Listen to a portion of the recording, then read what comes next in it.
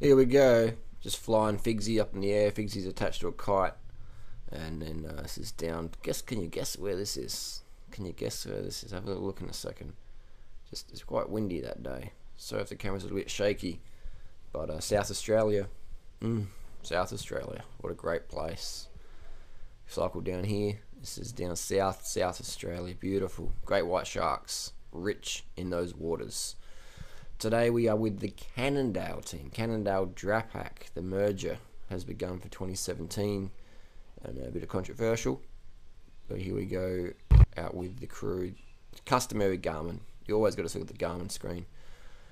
Looking for drop airs, basically. Someone said at 7:25. But this is, we've got the Cannondale Drapac. This is this morning. The day is Thursday, January something, South Australia, 2017.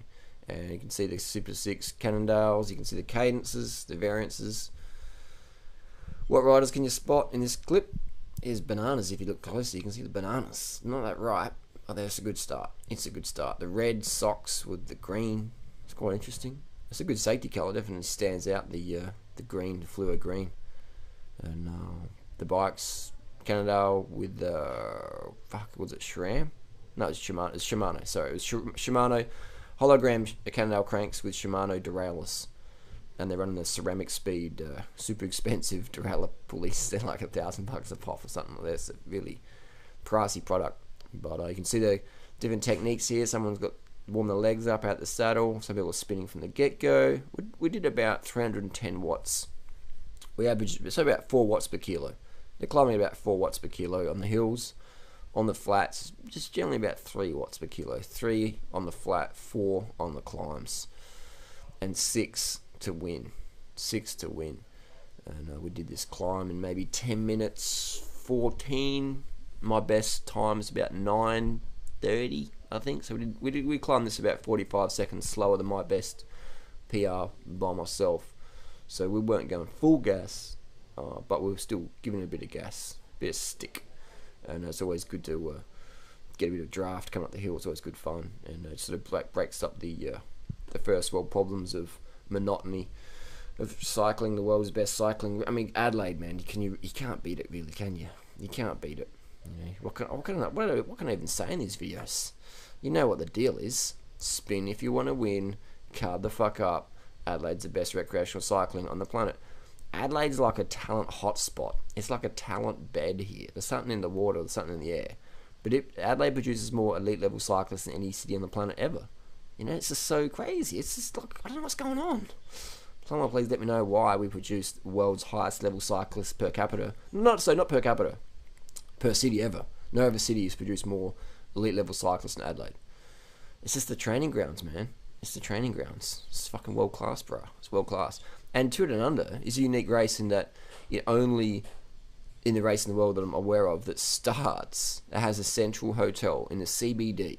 It's in the CBD, bruh. The Hilton, right? It's got the tour village. Come in and do it, Adelaide, and check it out, man. It's heaps good. It's like the only race in the world you can do that. I mean, I've watched the Tour de France. I've watched Paris-Roubaix, Flanders, Amstel Gold, Ghent-Wevelgem, and all that stuff. And it's good fun, but nothing beats Down Under, bro. Nothing beats Down Under.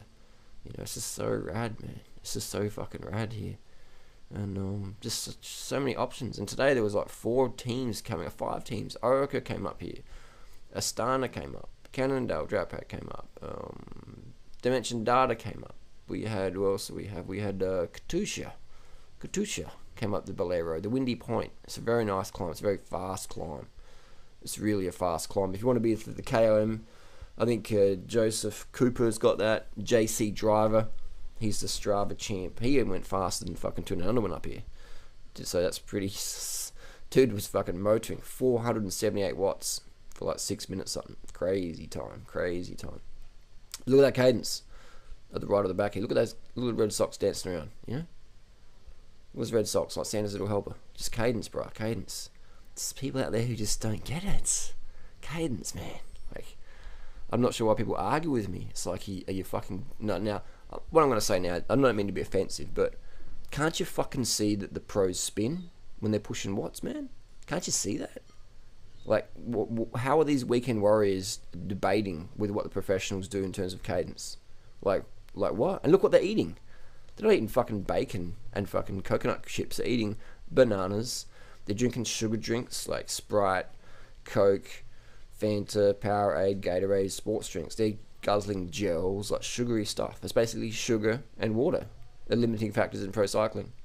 You're going to have a good red blood cell count. But you can have a hemoglobin of 200. But if you don't have enough sugar, muscle glycogen, glucose-derived ATP, then you're cooked. You can have a hemoglobin of 200, but if you run out of glycogen, you're done. You're going to be struggling to push 200 watts. 200 watts, man. Do you know how much 200 watts is? If you're a 70 kilo cyclist, it's piss. It's nothing. I can do 200 watts for 24 hours. I can do 200 watts for 24 hours, bro. Yeah, 200 watts is not a lot of power. But you'll be struggling to push 200 watts if you are undercarbed, my friend. So let's just, and you don't have to agree with me, but you're still wrong. So let's look at what the pros do. The pros are carbing the fuck up.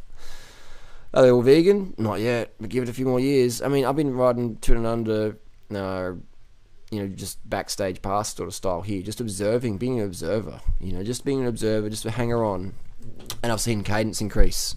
And Lance Armstrong was the first rider I saw really pay attention to this, and probably Service Carnarvon back in 2000. When was Service here? I think it was 2003 he was here, 2002. And, just watching his cadence. Maybe it's 2001. I don't know, one of those years, Service Carnarvon was here. He just had his wicked pedaling style, and he just really stood out from the other guys who were sort of grinding. So Service Carnarvon won Paris-Roubaix. I think he won it in 2002, 2003. But, just proof in the pudding. Cadence is king. But you have these choppers out there who just still don't get it. And it's like, you're dumb or whatever. But the trends are changing, just like carbon bikes. I remember everyone had alloy bikes. I remember 2003, it was alloy, man. 2002, alloy. 2001, 2000, 1999, it was alloy. And Look had their carbon bikes, but it's sort of like weird. It's like, carbon. Oh, yeah. Trek do a carbon bike, but alloy's the go. Alloy was the hottest material in 2000, 2001, 2002, 2003. And then when Lance started dominating, I think the shift was really 2004, 2005 that carbon really kicked it on. And it was because of Lance. Lance Armstrong changed the industry. Love him or hate him, he changed the fucking industry. And I always knew Lance was on the gear. But anyway, I digress from the video. I just love seeing it, just that cadence, man. And these riders, mate, could just ramp up to 450 watts. 450. They'd be doing 450 up here, bro. 450, bro. 450, lean gains, cadence. Spin to fucking win. I didn't just fart. I'm sitting on a football. Hang on, listen. You can't really hear it, but I didn't fart. It's just my foot on the football. It sounded like a fart, but it wasn't.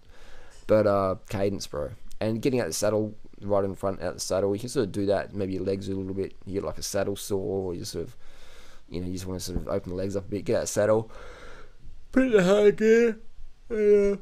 Excuse me. And you're good to go. And I think Paddy Bevan was at the front there. He's got really good pedaling style. He's just like really, he's angry. He's an angry pedaler, but really good form. Just really solids, spinning. It's Team Car going past. But you just see, man, that I remember Paddy Bevan when he went up corkscrew, set the record up corkscrew. He really stood out, and his cadence, his pedaling was just very, very, very standout, very, very standout. And now he's got a pro contract. So your pedaling, you really want to. You can squeeze extra watts out, squeeze extra efficiency, reduce fatigue metabolites just from changing your pedaling style, just from changing your pedaling style. So Lance Armstrong proved it, Dr. Ferrari proved it, all the top dogs proved it, man. Even Basso, Froome, they all just proved it. And even Cadel Evans. I mean, Cadel Evans was a bit of a grinder, wasn't he? But he was never going to be the champion because of his cadence. I'd say Cadel Evans' biggest limiting factor, was cadence. Simple as that. And I remember when Cadel Evans was riding 200 in 1999. In 2000, 2001, 2002, I remember he had a Cannondale. I remember Cadel Evans was riding with Mapei on a fucking Cannondale. Seriously, he was on a Cannondale with sticky tape over the down tube and top tube and riding for Team Mapei. That would never happen today in the world because it would just be like outcry. First world problems. Let me know what you want to see. Thanks for watching. Do you think your mum's going to fit in the back seat of this car? I don't know. I hope she's eating like we are. I know your sister fit. She's pretty fit, but she did fit. I don't think it's your mum because she hasn't used email for a bit.